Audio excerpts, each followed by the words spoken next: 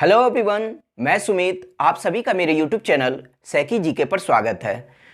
पिछले क्लास में हम लोग 1858 के भारत सरकार अधिनियम के बारे में पढ़े थे, जिसके अंतर्गत हम लोग यह पढ़े थे कि उस एक्ट के द्वारा 1858 के एक्ट के द्वारा जो है भारत के गवर्नर जनरल को भारत का वायसराय बना दिया गया।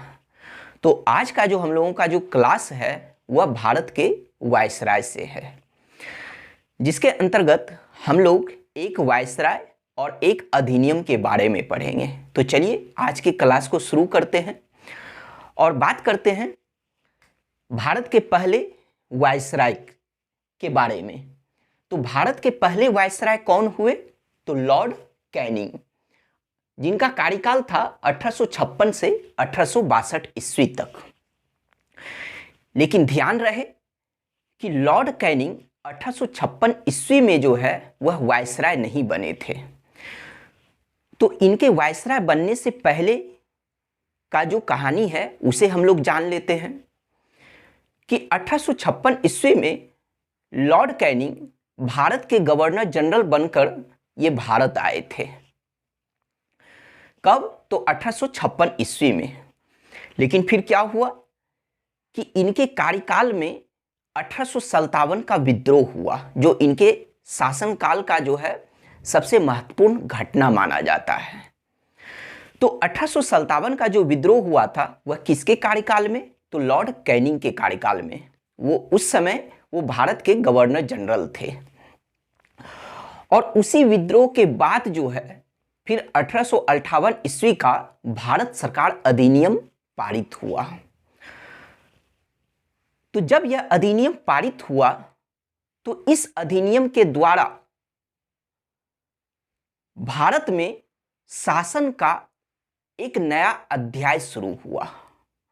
वो नया अध्याय क्या था भारत में शासन का?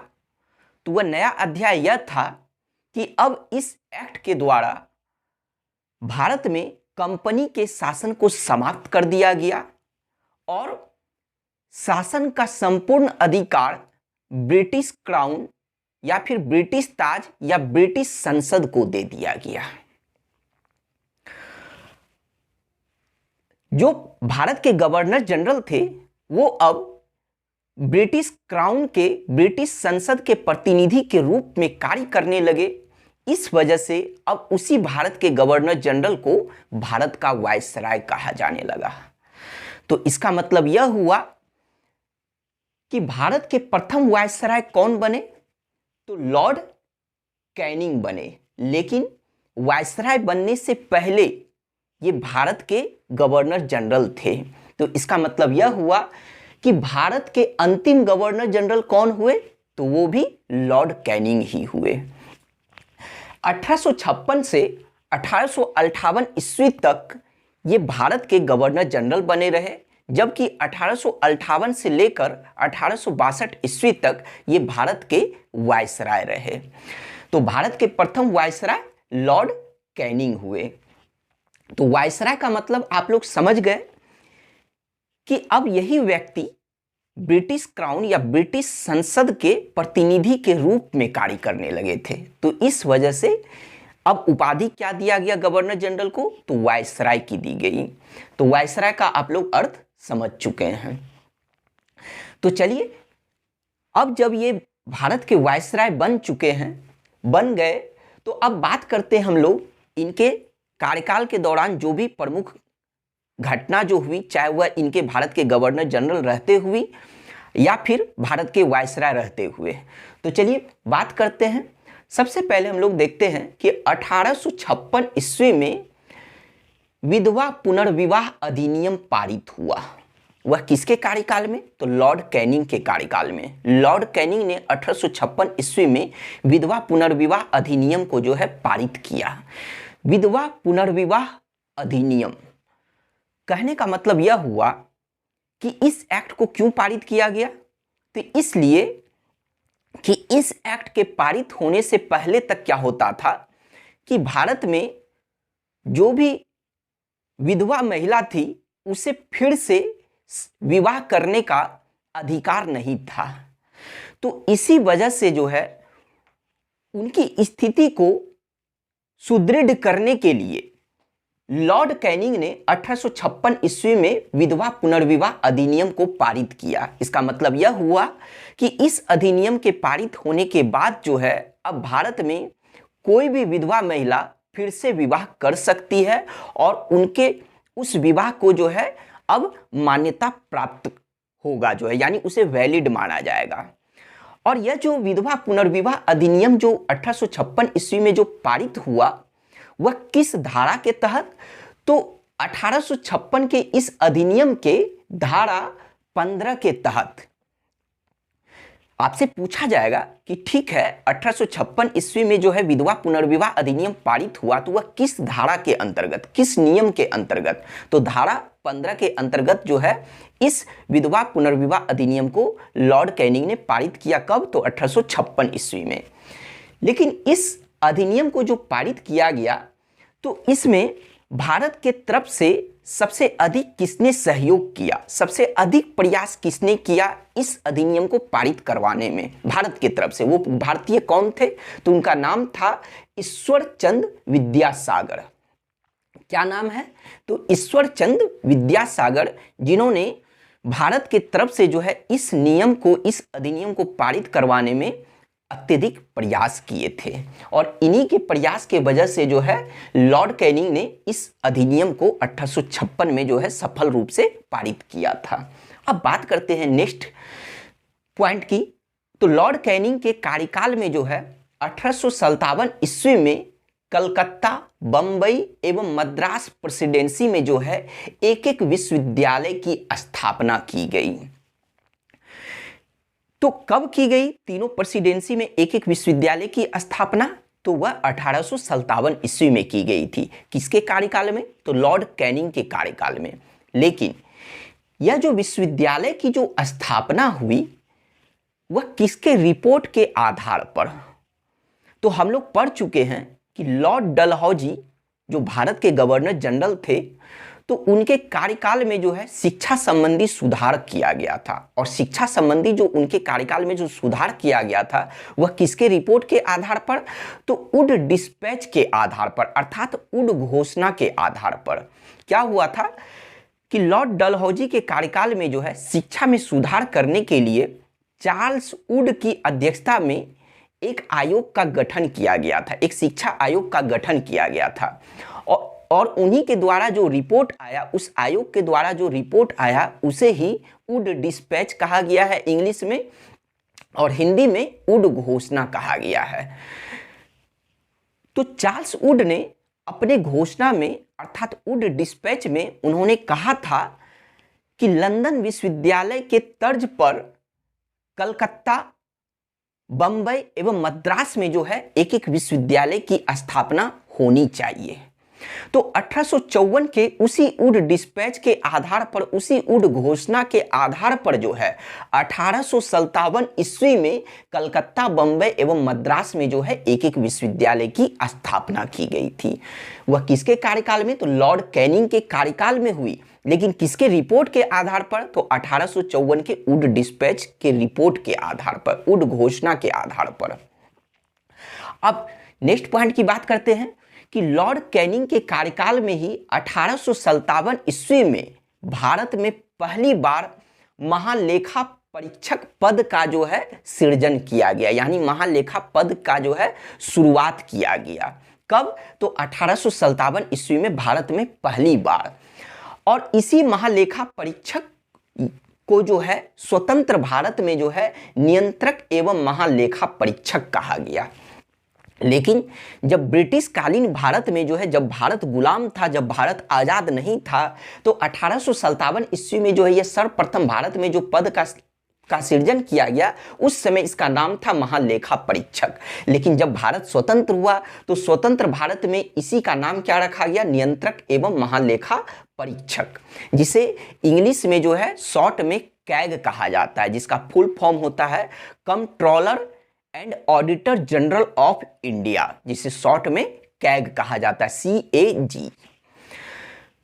तो यह नियंत्रक एवं महालेखा परीक्षक का कार्य क्या होता है, तो इनका जो मुख्य कार्य है वह भारत सरकार एवं किसी भी प्रांतीय सरकार के जो है आय एवं व्यय का जो है वह लेखा जोखा करता है। इनका मुख्य कार्य क्या है कि भारत सरकार एवं उसके साथ साथ किसी भी अन्य प्रांतीय सरकार जो हैं, जितने भी प्रांतीय सरकार हैं, वह सभी का जो है ये आय एवं व्यय का जो है यह लेखा जोखा करते हैं, यानी उसका खाता तैयार करते हैं। तो इनका यह मुख्य कार्य है। ऐसे हम लोग कैग के बारे में जब पॉलिटी पढ़ेंगे तब वहाँ पर जो है हम लोग इसके बारे में और भी डिटेल से पढ़ेंगे जो है। चलिए अब बात करते हैं। तो यह आपको पता चल गया कि इस पद का पहली बार सृजन कब किया गया था, तो वह 1857 में। किसके कार्यकाल में, तो लॉर्ड कैनिंग के कार्यकाल में। फिर बात करते हैं कि 1859 ईस्वी में लॉर्ड कैनिंग के कार्यकाल में श्वेत विद्रोह हुआ था। श्वेत विद्रोह, श्वेत मतलब गोरों का विद्रोह, यानी अंग्रेज सैनिकों का विद्रोह हुआ था, यूरोपीय सेना का विद्रोह हुआ था। तो श्वेत विद्रोह कहने का मतलब किया तो था ब्रिटिश सेना ने यह विद्रोह किया था, लेकिन उस ब्रिटिश सेना में कोई भी भारतीय नहीं थे, कोई भी गोरखा नहीं थे। मतलब कौन थे, तो सिर्फ अंग्रेज थे, अर्थात यूरोप महाद्वीप के थे। तो इस वजह से यूरोपीय सेना ने जो है इस विद्रोह को जो है शुरू किया था। कब, तो 1859 ईस्वी में, जिसे श्वेत विद्रोह कहा जाता है, अर्थात गोरों का विद्रोह कहा जाता है, जिसे इंग्लिश में व्हाइट म्यूटिनी कहा जाता है। क्या कहा जाता है इंग्लिश में, व्हाइट म्यूटिनी। तो सवाल यह उठता है कि आखिर ब्रिटिश सैनिक अर्थात यूरोपीय सैनिकों ने क्यों 1859 ईस्वी में विद्रोह किया, जिसे श्वेत विद्रोह कहा गया है। तो यह जो विद्रोह हुआ था वह शक्ति हस्तांतरण के संदर्भ में हुआ था। शक्ति हस्तांतरण कहने का मतलब यह हुआ कि 1858 ईस्वी से पहले तक क्या था कि भारत में दो तरह का सैन्य बल था, यानी दो तरह की सेना थी भारत में ब्रिटिश शासन के अधीन। कौन कौन सा, तो एक था क्वीन आर्मी, जिसे रानी का सेना कहा गया, जिसे ब्रिटिश क्राउन का सेना कहा गया, और दूसरा जो सैन्य बल था वह ब्रिटिश ईस्ट इंडिया कंपनी के अधीन वाला जो सेना था, तो वह दूसरा सेना माना सैन्य बल था। तो कहने का मतलब यह हुआ कि 1858 ईस्वी से पहले तक, यानी 1858 ईस्वी का जो एक्ट पारित हुआ, अधिनियम पारित हुआ, उस एक्ट के पारित होने से पहले तक जो है भारत में ब्रिटिश शासन के अधीन दो तरह के सैन्य बल काम कर रहे थे। एक रानी की सेना, जिसे क्वीन आर्मी कहा गया, अर्थात ब्रिटिश क्राउन के अधीन वाला सेना, और दूसरा ईस्ट इंडिया कंपनी के अधीन वाला सेना। तो यह विद्रोह किसने किया था, तो यह विद्रोह जो किया था ब्रिटिश ईस्ट इंडिया के कंपनी के अधीन वाला जो सेना था, उसने जो है, यानी उसके दल ने जो है यह विद्रोह किया था।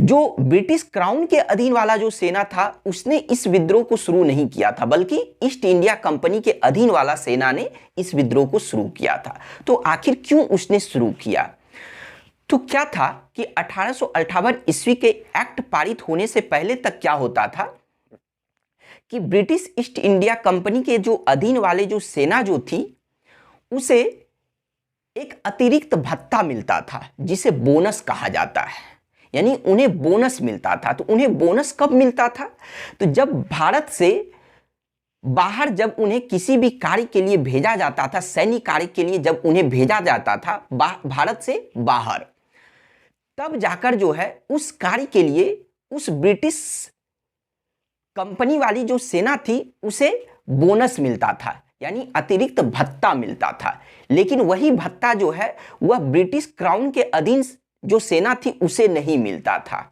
लेकिन फिर क्या हुआ कि जब 1858 का एक्ट पारित हुआ तो भारत में कंपनी का शासन तो समाप्त कर दिया गया, और कंपनी के अधीन वाला जो सेना था अब उसे भी जो है ब्रिटिश क्राउन के अधीन जो सेना था उसी में उसे शामिल कर दिया गया, और उसे अब किसी भी तरह का बोनस देना समाप्त कर दिया गया। तो इसी वजह से उन सैनिकों ने जो है इस एक्ट के बाद जो है विद्रोह को शुरू कर दिया, जिसे श्वेत विद्रोह कहा गया है, जिसे व्हाइट म्यूटिनी कहा जाता है, जिसे यूरोपीय सेना ने शुरू किया था। तो उनकी जो मांग थी इस विद्रोह के द्वारा कि या तो हमारे बोनस को फिर से शुरू किया जाए और या फिर हमें अपनी जिम्मेदारी से जो है मुक्त कर दिया जाए। जिम्मेदारी से मुक्त करने का मतलब यह हुआ कि हम जो सेना में काम कर रहे हैं हमें इस सेना से मुक्त कर दिया जाए और हम लोग जो है वापस अपने घर अर्थात इंग्लैंड चले जाएंगे। तो उनकी दो मांग थी, या तो बोनस का बढ़ाना और या तो फिर उन्हें जिम्मेदारी से मुक्त कर देना। तब जाकर जो है ब्रिटिश सरकार ने उनके इन दो मांग में से एक मांग को पूरा किया, अर्थात उनके बोनस को नहीं बढ़ाया गया बल्कि उन्हें क्या किया गया, सैन्य सेवा से मुक्त कर दिया गया। और जब सैन्य सेवा से मुक्त किया गया तो अर्थात इसका मतलब यह हुआ कि अब वो सैनिक जो ब्रिटिश सेना के अधीन थे, ब्रिटिश ईस्ट इंडिया कंपनी के अधीन वाले जो सेना थे वह क्या हुआ, वापस इंग्लैंड चले गए। और इस तरह से यह विद्रोह 1859 में ही जो है समाप्त हुआ था। तो यह विद्रोह किसके कार्यकाल में हुआ था, तो यह लॉर्ड कैनिंग के कार्यकाल में हुआ था। लेकिन इससे पहले भी श्वेत विद्रोह हो चुका है। वह किसके कार्यकाल में, तो वह रॉबर्ट क्लाइव के कार्यकाल में हुआ था, जो बंगाल के गवर्नर थे। तो उनके कार्यकाल में भी जो है अंग्रेजी सैनिकों ने जो है यह विद्रोह किया था और वह भी भत्ते के लिए ही, बोनस के लिए ही किया गया था। कब, 1766 ईस्वी में। अब बात करते हैं कि लॉर्ड कैनिंग के कार्यकाल के दौरान ही 1859 से 1860 में जो है नील आंदोलन किया गया था। कहां पर, तो बंगाल में। यह नील आंदोलन जो किया गया था वह नील की खेती के विरुद्ध जो है किया गया था। कब किया गया था, तो 1859 से 1860 के दौरान। तो इस आंदोलन को अभी आप इतना ही जानिए कि यह लॉर्ड कैनिंग के कार्यकाल में हुआ था। कब, तो 1859 से 60 में। कहां पर, बंगाल में। किस लिए, तो नील की खेती के विरुद्ध। लेकिन इसके बारे में और भी हम लोग डिटेल से पढ़ेंगे जब हम लोग अलग से चैप्टर लाएंगे आंदोलन, तब वहां पर नील आंदोलन के बारे में और भी अच्छे से पढ़ेंगे। अब बात करते हैं कि 1860 ईस्वी में लॉर्ड कैनिंग के कार्यकाल में ही जो है भारतीय दंड संहिता अधिनियम लाया गया। भारतीय दंड संहिता अधिनियम, जिसे इंग्लिश में जो है इंडियन पैनल कोड कहा जाता है और शॉर्ट में आईपीसी कहा जाता है।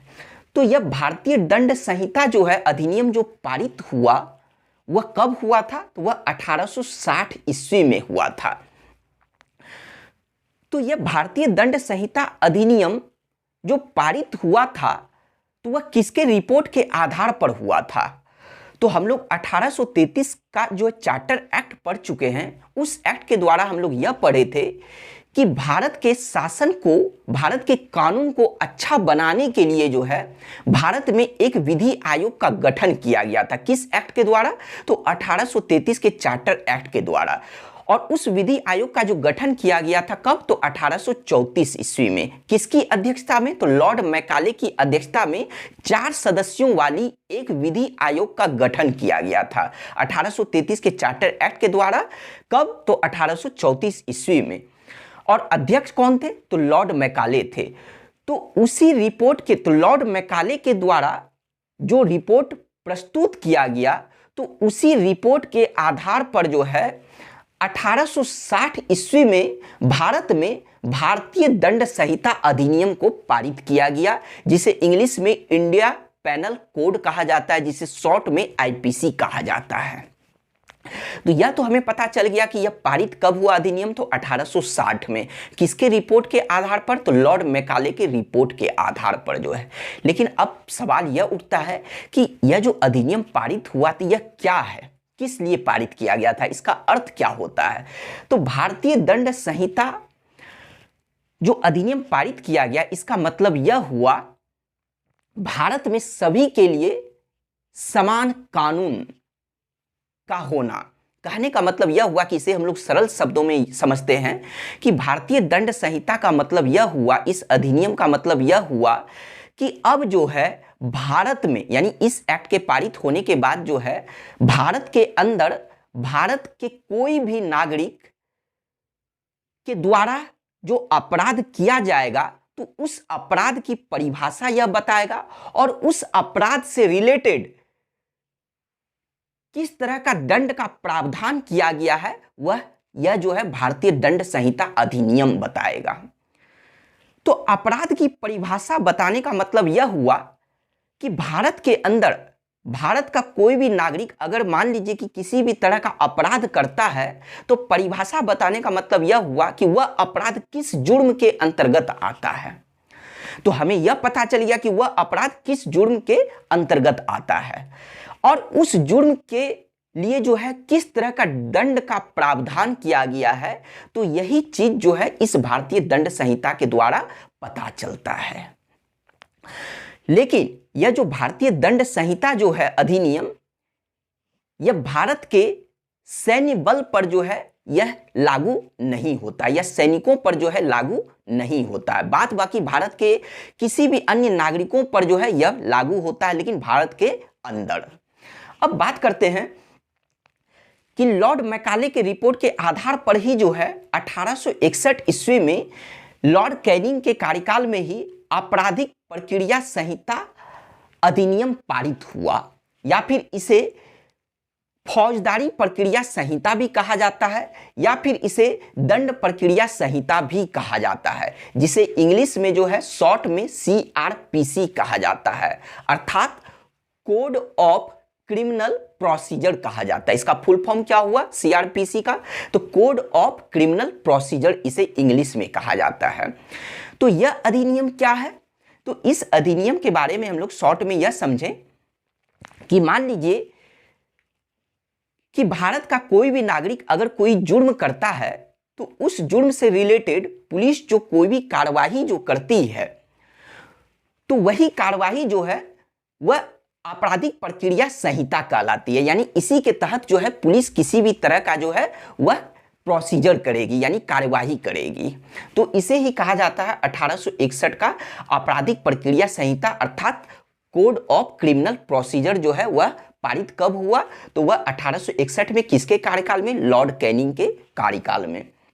अब बात करते हैं कि इनके कार्यकाल के दौरान ही 1861 में भारतीय पुलिस अधिनियम पारित हुआ। यह सब आपको ईस्वी याद रखना है क्योंकि बहुत ही ज्यादा इंपॉर्टेंट है। तो 1861 में भारतीय पुलिस अधिनियम पारित हुआ इसलिए ताकि पुलिस विभाग में सुधार करने के लिए जो है 1861 ईस्वी में भारतीय पुलिस अधिनियम पारित किया गया था। यहां पर जो है एक पॉइंट यह छूट गया है कि जो भारतीय दंड संहिता इस अधिनियम को जो पारित किया गया था वह 1860 ईस्वी में पारित किया गया था। 6 अक्टूबर 1860 ईस्वी को पारित किया गया था। लेकिन यह संपूर्ण भारत में जो लागू हुआ पूर्ण रूप से, तो वह कब लागू हुआ? तो वह 1 जनवरी 1862 ईस्वी को यह लागू हुआ था। यहां आपको ईस्वी याद रखना है। अगर आपसे यह पूछा जाए कि भारतीय दंड संहिता कब पारित हुआ तो वह तो 1860 ईस्वी में। लेकिन अगर आपसे यह पूछा जाए कि भारत में इसे लागू कब किया गया, इसकी शुरुआत कब से की गई, तो वह 1 जनवरी 1862 ईस्वी से की गई थी। तो चलिए अब बात करते हैं नेक्स्ट पॉइंट की कि 1861 ईस्वी में लॉर्ड कैनिंग के कार्यकाल में ही भारतीय उच्च न्यायालय अधिनियम पारित किया गया था। और भारतीय उच्च न्यायालय अधिनियम जब 1861 ईस्वी में पारित हुआ तब इसी अधिनियम के तर्ज पर जो है 1862 ईस्वी में कलकत्ता, बंबई एवं मद्रास इन तीनों प्रेसिडेंसी में जो है एक एक उच्च न्यायालय अर्थात एक एक हाईकोर्ट की स्थापना की गई थी। तो तीनों प्रेसिडेंसी में जो है पहली बार जो है हाईकोर्ट की स्थापना कब की गई थी? एक एक हाईकोर्ट की, एक एक उच्च न्यायालय की, तो वह 1862 ईस्वी में। लेकिन स्थापना तो उच्च न्यायालय की 1862 ईस्वी में हुई, लेकिन उच्च न्यायालय से संबंधित जो अधिनियम पारित हुआ वह अधिनियम कब पारित हुआ? तो वह 1861 ईस्वी में हुआ। और यह सभी घटना जो है किसके कार्यकाल की है? तो वह लॉर्ड कैनिंग के कार्यकाल के दौरान हुआ था। नेक्स्ट पॉइंट की अब हम लोग चर्चा करते हैं कि वह यह है कि लॉर्ड कैनिंग ने भारत में आर्थिक सुधार के लिए जो है यानी आर्थिक क्षेत्र में सुधार करने के लिए जो है इन्होंने ब्रिटेन से जो है जेम्स विल्सन को बुलाया था। जेम्स विल्सन कौन थे? तो जेम्स विल्सन जो है ये ब्रिटिश अर्थशास्त्री थे।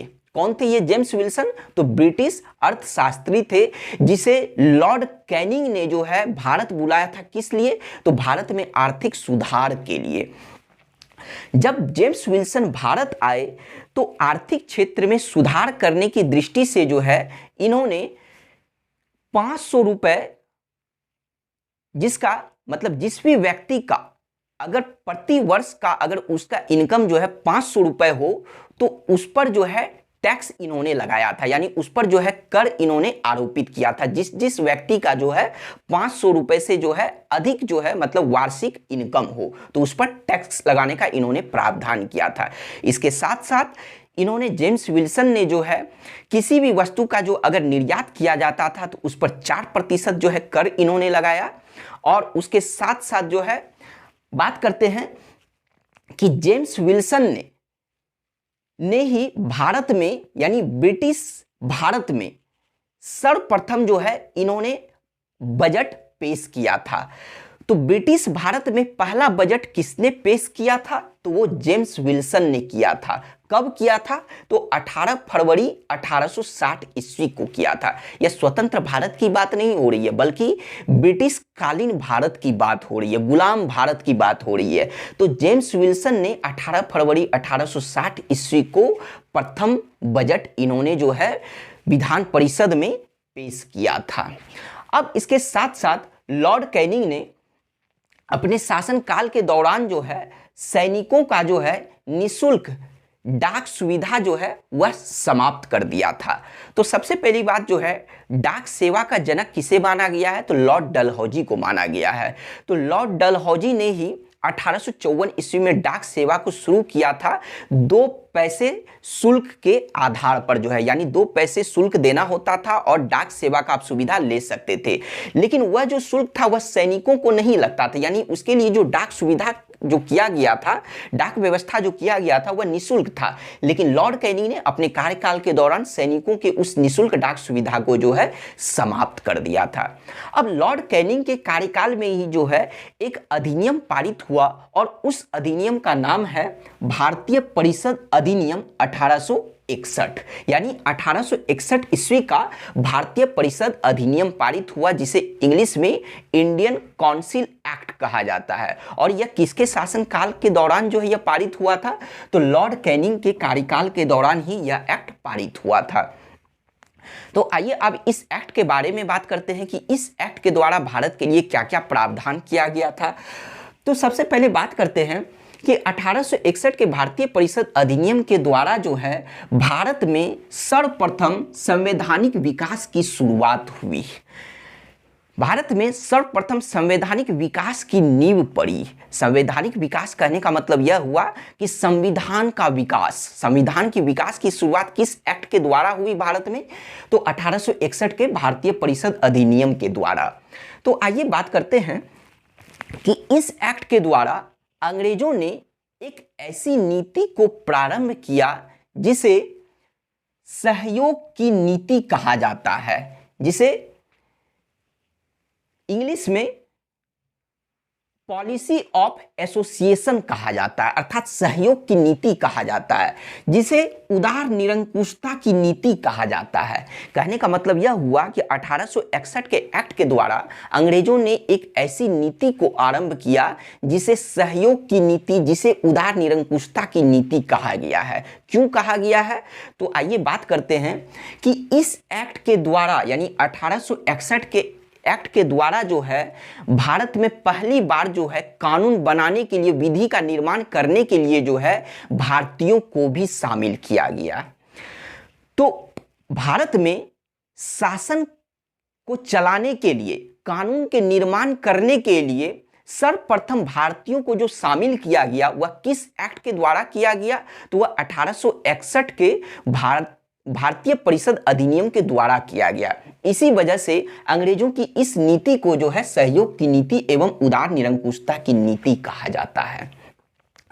इसके अलावा हमें यह तो पता चल गया कि इस एक्ट के द्वारा जो है अब भारत में अगर कोई भी कानून जो बनेगा उसमें भारतीयों को भी शामिल किया जाने लगा, उसकी शुरुआत हो चुकी थी।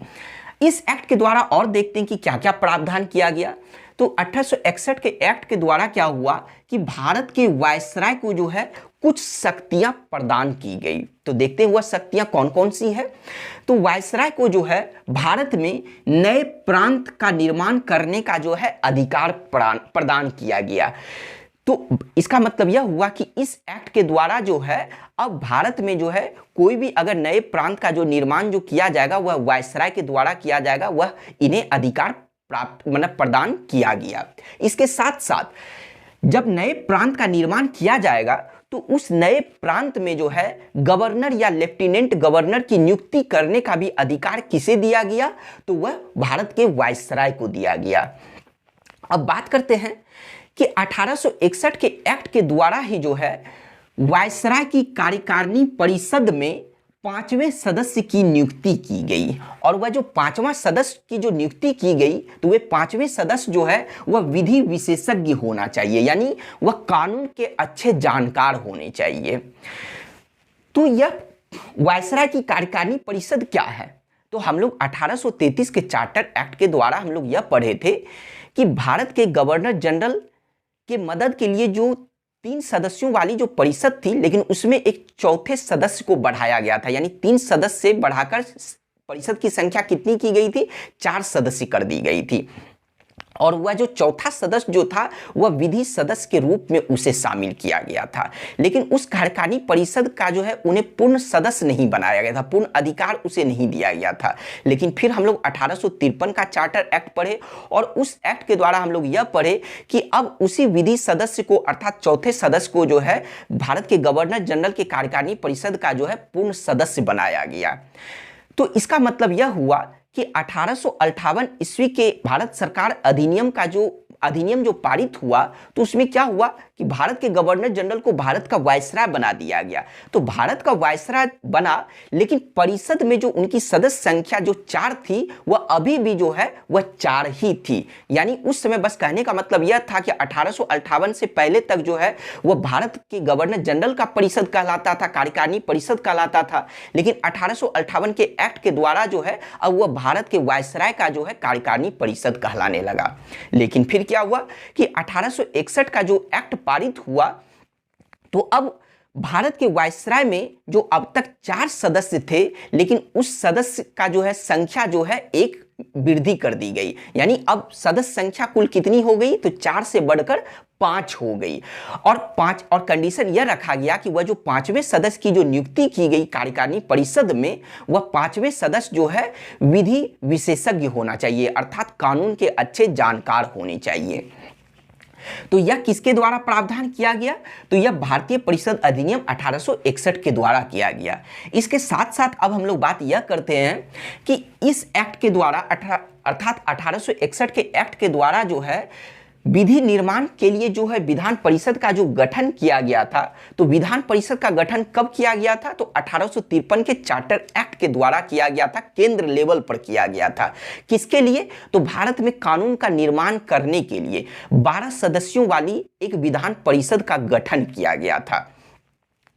तो इस एक्ट के द्वारा क्या हुआ कि उसी विधान परिषद में जो है अब वायसराय को यह शक्ति प्रदान किया गया कि विधान परिषद में 6 से 12 अतिरिक्त सदस्य को जो है वायसराय, भारत के वायसराय जो है वह शामिल कर सकते हैं।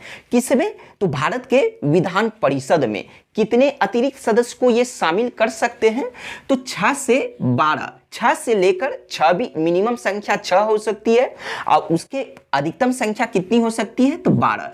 तो 6 से लेकर 12 अतिरिक्त सदस्यों का जो है यह नियुक्ति करने का जो है अधिकार किसे दिया गया, तो वह भारत के वायसराय को दिया गया। किस एक्ट के द्वारा, तो 1861 के एक्ट के द्वारा। लेकिन ध्यान रहे कि यह जो अतिरिक्त सदस्य को जो शामिल करने का जो अधिकार दिया गया था, तो यह सभी अतिरिक्त सदस्य जो होते इन्हें मनोनीत किया जाता था, अर्थात इनकी नियुक्ति होती थी। तो कहने का मतलब यह हुआ कि 1853 के चार्टर एक्ट के द्वारा जो 12 सदस्यों वाली विधान परिषद का जो गठन किया गया था पहली बार, तो वहां पर जो 12 सदस्य जो थे उन 12 वो जो सभी के सभी 12 सदस्य जो होते थे वह किसी न किसी प्रांत के प्रतिनिधि होते थे, अर्थात किसी न किसी राज्य, किसी न किसी प्रांत के द्वारा जो है वह चुने जाते थे। लेकिन इस एक्ट के द्वारा अब उसी विधान परिषद में वो 12 सदस्य को छोड़कर 6 से 12 अतिरिक्त सदस्य को शामिल करने का जो अधिकार वायसराय को दिया गया। तो ये जो अतिरिक्त सदस्य जो होते थे यह किसी प्रांत के प्रतिनिधि नहीं होते थे, बल्कि इन्हें मनोनीत किया जाता था। किसके द्वारा? तो ये वायसराय के द्वारा किया जाता था। इस पॉइंट को अच्छे से समझिए, क्योंकि विधान परिषद में पहले से तो 12 सदस्य थे ही, लेकिन वो प्रांत के प्रतिनिधि होते थे, प्रांत के द्वारा चुने जाते थे। लेकिन अब इस एक्ट के द्वारा वायसराय को जो इसी विधान परिषद में उस 12 के अलावा 6 से 12 अतिरिक्त सदस्य जोड़ने का जो अधिकार दिया गया। तो लेकिन ये अतिरिक्त सदस्य जो है ये प्रांत के प्रतिनिधि नहीं होते थे, बल्कि इनका मनोनयन किया जाता था, इन्हें मनोनीत किया जाता था। किसके द्वारा? तो वायसराय के द्वारा किया जाता था। उसके अलावा जो कंडीशन और क्या था इस अतिरिक्त सदस्य के लिए कि यह 6 से 12 अतिरिक्त सदस्य में से कम आधे सदस्य गैर सरकारी होना चाहिए। ये जो 6 से 12 अतिरिक्त सदस्य को जो जोड़ने का जो अधिकार था, तो इन 6 से 12 अतिरिक्त सदस्य में से कम इसका आधा सदस्य जो है वह गैर सरकारी सदस्य होना चाहिए। गैर सरकारी कहने का मतलब क्या हुआ कि वह सरकारी आदमी नहीं हो, यानी वह प्राइवेट व्यक्ति हो। ठीक है, किसी विभाग में, किसी सरकारी विभाग में वह कार्य नहीं करता हो। तो गैर सरकारी आदमी यानी इस अतिरिक्त सदस्य में से कम आधा सदस्य वह गैर सरकारी होना चाहिए। कंडीशन है कम से कम आधा सदस्य। अगर मान लीजिए कि कुल 6 से 12 सदस्य अगर गैर सरकारी ही हो जाए तो भी चलेगा, लेकिन कम से कम आधा सदस्य तो जरूर गैर सरकारी होना चाहिए। किसमें से? तो वह इसमें से जो है। और यह जो गैर सरकारी सदस्य जो होगा वह चाहे भारतीय भी हो सकता था या फिर अंग्रेज भी हो सकते थे। ठीक है, तो जब यहां पर पहली बार जो है विधान परिषद में विधि निर्माण के लिए जो है इस गैर सरकारी सदस्य के रूप में भारतीयों को भी जो है अब शामिल करने का जो प्रावधान किया गया, तो इसीलिए कहा गया है कि इस एक्ट के द्वारा जो है भारत में पहली बार संवैधानिक विकास की शुरुआत हुई। अर्थात भारत में जो है अब विधि निर्माण के लिए जो है भारतीयों को भी शामिल करने की जो है प्रावधान किया गया। तो किस रूप में? तो गैर सरकारी सदस्य के रूप में। इसके अलावा यह जो 6 से 12 अतिरिक्त सदस्य जो होते थे इनका कार्यकाल कितना होता था? तो इनका कार्यकाल जो होता था यह 2 वर्ष होता था। किसका? तो यह जो अतिरिक्त सदस्य होते थे। ठीक है, और इसकी नियुक्ति, इसका मनोनयन कौन करता था? तो यह वायसराय करता था। तो यह तो हम लोग देख लिए विधान परिषद के संदर्भ में किस एक्ट के द्वारा हुआ? तो 1861 के एक्ट के द्वारा। अब इसी एक्ट के द्वारा क्या हुआ कि भारत के वायसराय को जो है पहली बार अध्यादेश जारी करने का अधिकार प्रदान किया गया। तो भारत के वायसराय को इससे पहले अध्यादेश जारी करने का अर्थात कानून बनाने का जो है अधिकार नहीं दिया गया था, लेकिन इस एक्ट के द्वारा जो है इन्हें अध्यादेश जारी अर्थात कानून बनाने का अधिकार दिया गया। लेकिन अब सवाल उठता है कि वायसराय कब अध्यादेश बना सकते थे? तो आपातकालीन स्थिति में, अगर मान लीजिए कि भारत में अगर कोई संकटकालीन परिस्थिति हो जाए, आपातकालीन परिस्थिति हो जाए, तब जाकर जो है ये वायसराय जो है बगैर विधान परिषद के द्वारा कोई भी विधेयक पेश हुए जो है यह विधेयक मतलब यह अध्यादेश अर्थात भारत के लिए जो है कानून बना सकते थे। कब? कंडीशन था आपातकालीन स्थिति में। तो वायसराय के द्वारा जो आपातकालीन स्थिति में जो अध्यादेश जो बनाया जाता था, तो वह अध्यादेश कितने समय तक के लिए वैध रहता था, कितने समय तक के लिए वैलिड रहता था? तो 6 माह के लिए जो है वह वैध रहता था। इनके द्वारा बनाया गया अध्यादेश आपातकालीन स्थिति में मात्र 6 महीने तक वैध रहता था। ऐसे नियम क्या था कि विधान परिषद के द्वारा जो है कोई भी विधेयक जब पारित होता था तो वह विधेयक तभी एक अध्यादेश बनता था, तभी एक एक्ट बनता था जब तक उस पर भारत के गवर्नर जनरल या फिर अब जो है जिसे वायसराय कहा जाने लगा, तो भारत के वायसराय का जो है जब तक उस पर हस्ताक्षर ना हो जाए, उस पर अनुमोदन ना हो जाए, तब तक विधान परिषद के द्वारा उस पारित विधेयक जो था वह अध्यादेश नहीं बनता था। और हम लोग यह भी पढ़ चुके हैं 1853 के एक्ट के द्वारा कि विधान परिषद के द्वारा जो विधेयक पारित किया जाता था तो उस विधेयक पर जो है मतलब वायसराय अर्थात उस समय तो गवर्नर जनरल कहा जाता था, तो उसे वीटो करने का भी अधिकार था। और अभी भी जो है भारत के वायसराय को विधान परिषद के द्वारा जो भी विधेयक पारित होता था उस पर वीटो करने का अधिकार इसे मतलब प्रदान था। मतलब कहने का मतलब यह हुआ कि अगर भारत के वायसराय को यह लगे कि यह जो विधान परिषद के द्वारा जो विधेयक पारित किया गया वह भारत की शांति एवं सुरक्षा के लिए जो है मतलब सही नहीं है, तब क्या करता था कि उस दृष्टि से जो है वायसराय उस पर वीटो लगा देता था, अर्थात उस पर वह अनुमोदन मतलब हस्ताक्षर नहीं करता था और उस पर हस्ताक्षर करने के लिए वो बाध्य भी नहीं था। ठीक है, अब बात करते हैं नेक्स्ट पॉइंट की कि इस एक्ट के द्वारा क्या हुआ, 1861 के एक्ट के द्वारा ही क्या हुआ कि भारत के वायसराय जो उस समय लॉर्ड कैनिंग थे, तो लॉर्ड कैनिंग ने विधान परिषद में कोई भी सदस्य सही तरह से कार्य करे, सही तरीके से कार्य करने के लिए किसी भी सदस्य के लिए जो है इन्होंने किसने, तो लॉर्ड कैनिंग ने जो है विभागीय प्रणाली की शुरुआत की। किसकी शुरुआत की, तो विभागीय प्रणाली की शुरुआत की, यानी जिसे पोर्टफोलियो प्रणाली भी कहा जाता है। क्या कहा जाता है इंग्लिश में, पोर्टफोलियो प्रणाली भी कहा जाता है, तो जिसे हिंदी में विभागीय प्रणाली कहा जाता है। तो आइए इसे हम लोग समझते हैं कि सबसे पहले तो हम लोग यह जानते हैं कि विभागीय प्रणाली की जो है भारत में शुरुआत किसने की, तो लॉर्ड कैनिंग ने की, अर्थात इसके जनक कौन है, तो लॉर्ड कैनिंग है। तो इसे क्यों शुरुआत किया गया और इसका मतलब क्या होता है इसके बारे में हम लोग जानते हैं। विभागीय प्रणाली सबसे पहले क्यों शुरुआत की गई, तो विधान परिषद में किसी भी सदस्य के द्वारा जो है सही तरीके से कार्य किया जाए, इस वजह से जो है इन्होंने विभागीय प्रणाली को शुरू किया। तो विभागीय प्रणाली के अंतर्गत क्या होता था, क्या प्रावधान किया गया था कि अब यह था कि विधान परिषद के अलग अलग सदस्यों को जो है अलग अलग विभाग सौंप दिया गया था। मान लीजिए किसी सदस्य को जो है रेल विभाग, किसी सदस्य को जो है वित्त विभाग। एक कहने का मतलब मैं आपको समझा रहा हूं कि विधान परिषद के अंतर्गत अंदर जो है अलग अलग सदस्यों को जो है लॉर्ड कैनिंग ने अलग अलग विभाग सौंप दिया था और वो सदस्य जो थे उस विभाग के प्रशासन के प्रति जो है वो सदस्य उत्तरदायी होते थे जिन्हें वह विभाग सौंपा जाता था। तो उसी आधार पर जो है उस प्रोसेस को, उस प्रणाली को जो है विभागीय प्रणाली कहा गया, यानी प्रत्येक सदस्य को अलग अलग विभाग सौंपने की प्रक्रिया को ही विभागीय प्रणाली कहा गया है। तो इसकी शुरुआत किसने की, तो लॉर्ड कैनिंग ने की। तो जब विभागीय प्रणाली की शुरुआत हुई अर्थात अलग अलग सदस्य को अलग अलग विभाग सौंपा गया, इसका मतलब अलग अलग अब मंत्री हुए, यानी मंत्रियों का मंडल हुआ। तो इसका मतलब यह हुआ कि मंत्रिमंडलीय व्यवस्था की नींव किसने रखी भारत में सर्वप्रथम, तो वह लॉर्ड कैनिंग ने रखी। ये दोनों पॉइंट बहुत ही ज्यादा इंपॉर्टेंट है, आईएएस में इससे प्रश्न भी पूछा गया है, तो इसलिए आपको यह ध्यान होना चाहिए, याद भी होना चाहिए कि भारत में सर्वप्रथम विभागीय प्रणाली की नींव किसने रखी, तो लॉर्ड कैनिंग ने। मंत्रिमंडलीय व्यवस्था की नींव किसने रखी, तो लॉर्ड कैनिंग जो भारत के प्रथम वायसराय थे। इसके अलावा हम लोग बात करते हैं कि 1861 के एक्ट के द्वारा जो है अब अन्य प्रांतों में विधान परिषद की स्थापना की गई।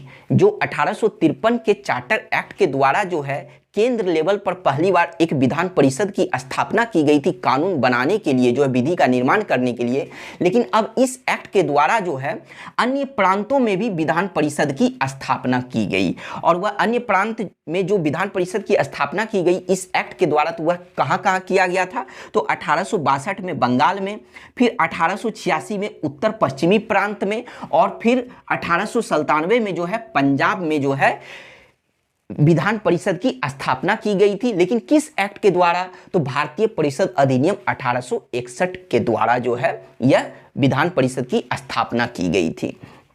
इसका मतलब यह हुआ कि जब अलग अलग प्रांतों में कानून बनाने के लिए विधान परिषद की स्थापना की गई, तो इसका मतलब यह हुआ कि अब इस एक्ट के द्वारा जो है भारत में शासन के जो है विकेंद्रीकरण का नींव रखा गया, अर्थात भारत में शासन का विकेंद्रीकरण की शुरुआत हुई। जबकि हम लोग पढ़ चुके हैं कि 1833 के चार्टर एक्ट के द्वारा जो है भारत में शासन का जो है केंद्रीयकरण किया गया था। शासन का केंद्रीयकरण, प्रशासन का केंद्रीयकरण करने का मतलब यह हुआ कि समस्त शक्तियां जो है वह केंद्र में जाकर समाहित हो जाती। समस्त अधिकार जो है वह केंद्र को दिया गया था कानून बनाने से रिलेटेड जो है। तो वह किस एक्ट के द्वारा जो है शासन का केंद्रीयकरण किया गया था? तो 1833 के चार्टर एक्ट के द्वारा। लेकिन अब 1861 के भारतीय परिषद अधिनियम के द्वारा क्या हुआ कि भारत में पहली बार जो है शासन का विकेंद्रीकरण किया गया, अर्थात विकेंद्रीकरण का नींव रखा गया। विकेंद्रीकरण कहने का मतलब यह हुआ कि अब प्रांतों को भी जो है मतलब कानून बनाने का अधिकार दिया गया, उसे शक्ति प्रदान की गई। तो इस वजह से आपसे अगर प्रश्न यह पूछा जाए कि शासन का विकेंद्रीकरण जो है वह किस एक्ट के द्वारा जो भारत में शुरू हुआ, तो वह 1861 के द्वारा जो है वह नींव रखा गया था। इसके अलावा अब इस एक्ट के द्वारा जो है बंबई एवं मद्रास को जो है, मद्रास प्रेसिडेंसी को जो है फिर से कानून बनाने का अधिकार प्रदान किया गया। बहुत इंपॉर्टेंट प्रश्न है, जबकि हम लोग पढ़ चुके हैं कि 1833 के चार्टर एक्ट के द्वारा जो है बंबई एवं मद्रास प्रेसिडेंसी को जो है कानून बनाने का अधिकार समाप्त कर दिया गया था। लेकिन अब इस 1861 के एक्ट के द्वारा चूंकि शासन का विकेंद्रीकरण किया जाने लगा, विकेंद्रीकरण की शुरुआत की गई, तो इस वजह से बंबई एवं मद्रास प्रेसिडेंसी को जो है फिर से कानून बनाने का अधिकार प्रदान किया।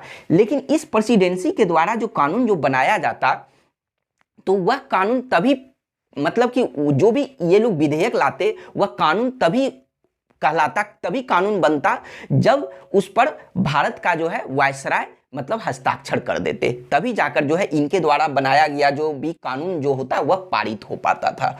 तो अब नेक्स्ट पॉइंट की बात करते हैं कि इसका मतलब यह हुआ कि 1858 के अधिनियम के द्वारा जो है अब भारत का गवर्नर जनरल भारत का वायसराय कहलाने लगा। इसका मतलब यह था कि ब्रिटिश क्राउन के प्रतिनिधि के रूप में जो है वह भारत में कार्य करने लगे। तो लेकिन अब ब्रिटिश क्राउन के उसी प्रतिनिधि को जो है अर्थात वायसराय को जो है 1861 के एक्ट के द्वारा कई सारी जो है शासन चलाने की शक्तियां प्रदान की गई, जो हम लोग यहाँ पर देखे भी।